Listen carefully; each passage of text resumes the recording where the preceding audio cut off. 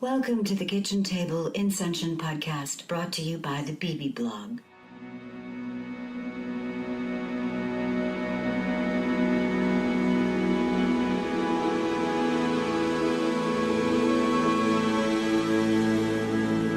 I began to wake up in 87. However, it took another 23 plus years for me to come to the understanding that we are not alone.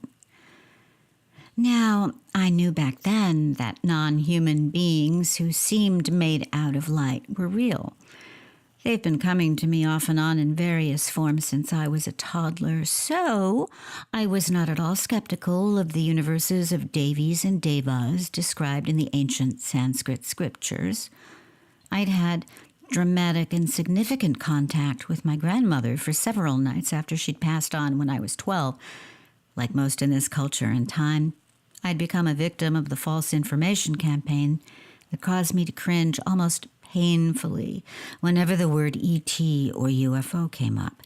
It was all just so distasteful.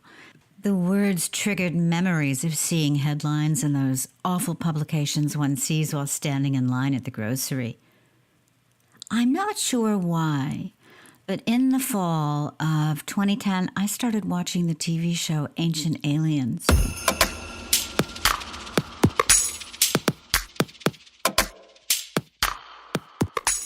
It started out as a guilty pleasure, something that I'd never bring up in the dressing room while doing a show, for instance. I have to say, it was the late, great Philip Coppens who pulled my attention there. He'd captivated me with his research into hidden ancient history, and it was like a huge beacon of light was on for the very first time and illuminated what had been a very, very dark room. Then I couldn't get enough, and I started searching on Google.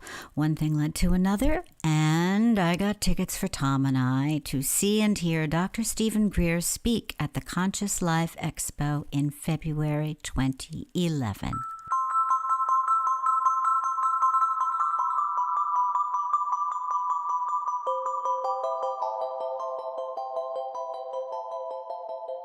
The Los Angeles Expo itself is always so much fun, and I met great people that weekend. Greer spoke the evening of the second day, and the place was absolutely packed.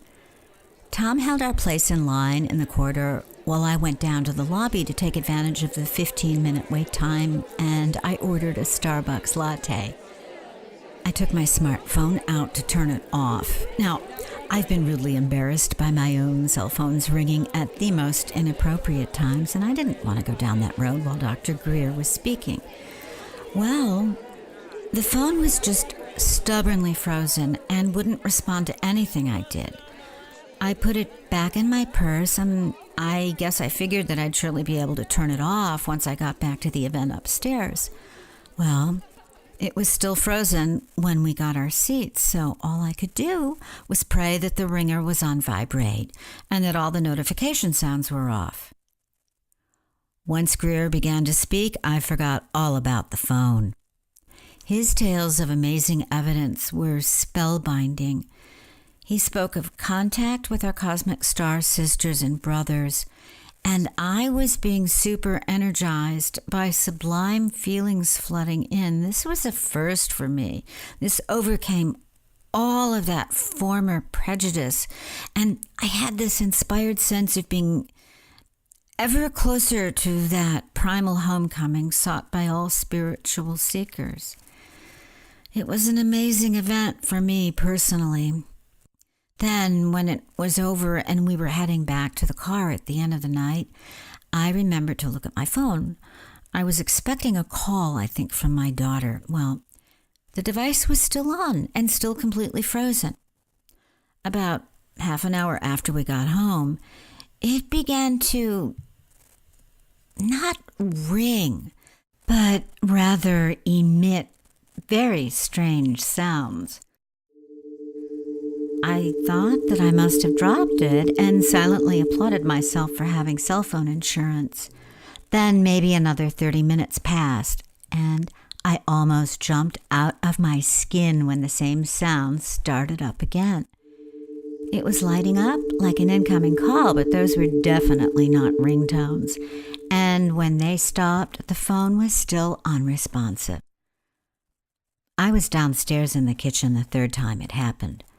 I looked at Tom, and when he queried, "Do you think maybe you're being contacted, BB?" I shrugged it off with a little laugh. Let's fast forward to the following day.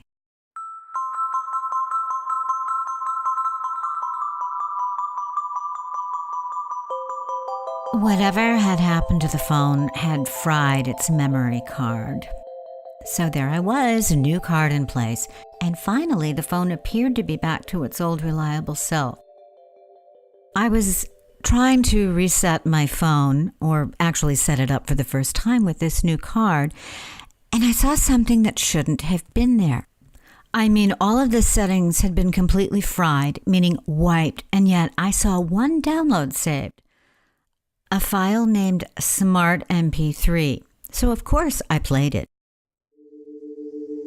What I hear are the same tones that came through the night before.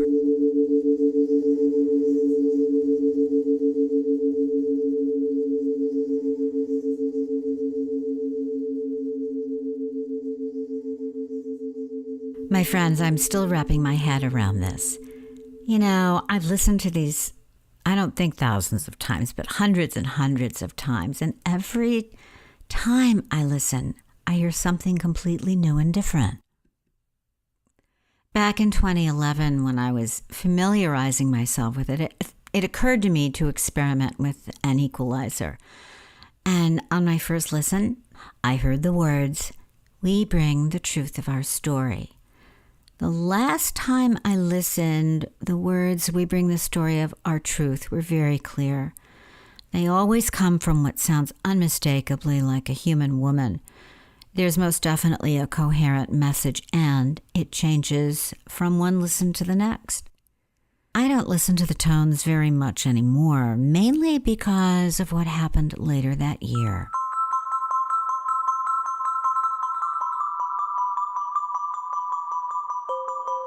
Tom and I were settling in for a long wait for our plane at the Denver airport. We were inside the departure gate area, and there was an area about 10 to 15 feet away against a wall with 3 places for people to set up computer workstations. I was eager to drill down and listen to what I called the smart tones with the equalizer, so I moved my belongings and myself over to the 3-seater. I started setting up for a good long listen. And I remember feeling the spacious sense of having time. Since we had about a 90-minute wait for our flight, we had arrived early, and I focused my attention on fine-tuning the equalizer via my laptop. So I happily sat with headphones on. I was aware of activity and movement around me, but the reality was that I was going deeper and deeper into a state of meditative trance the more I focused on what I was hearing.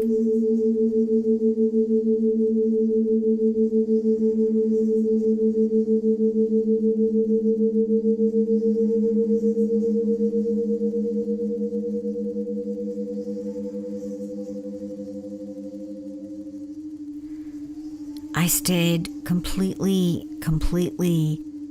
immersed in that activity for, well, until I looked up and realized with a start that the place was completely empty. Lights off, no Tom, no airline officials, no people at all. It really felt quite strange and bewildering. I started to walk down the corridor and realized that it had become quite late. The whole airport was pretty dark and isolated, and it was a good 10 minutes before I found Tom. I'm retelling this, and I feel my mouth becoming quite dry. It was an odd, unsettling, disturbing experience. It wasn't scary. It was just odd, unsettling, and disturbing. And back to the story, there was Tom, and he was so angry with me, thinking that I ditched him and boarded the plane without him. I told him that I hadn't moved from where I'd sat the entire time. He proceeded to tell me that when the announcement came to board, he'd looked up and didn't see me at the three-seater workstation. After waiting for about 10 minutes, he'd started to panic because I was nowhere in sight, and he'd gone all over the terminal trying to find me after I'd disappeared. He was in a real spin, thinking I'd snuck on the plane without him. Then he told me that they'd started to page me. Wow. We both became very quiet at that point, just looking at each other. We didn't say it out loud, but we both knew that I had turned invisible, that I had disappeared, gone poof in the night. Yes. I went completely invisible at the Denver airport while listening to the smart tones. We missed the last flight to LA that night, but I was glad for the opportunity to just kind of be with what I had experienced. I only later found out about the creepiness of the Denver airport and the incredibly inappropriate wall murals. There's some very interesting material out there, not the least of which is the rumor of an underground secret ops military facility. I just have to tell you that, truly for me, none of those anomalies will top my experience of high strangeness at the Denver airport on that December night in 2011.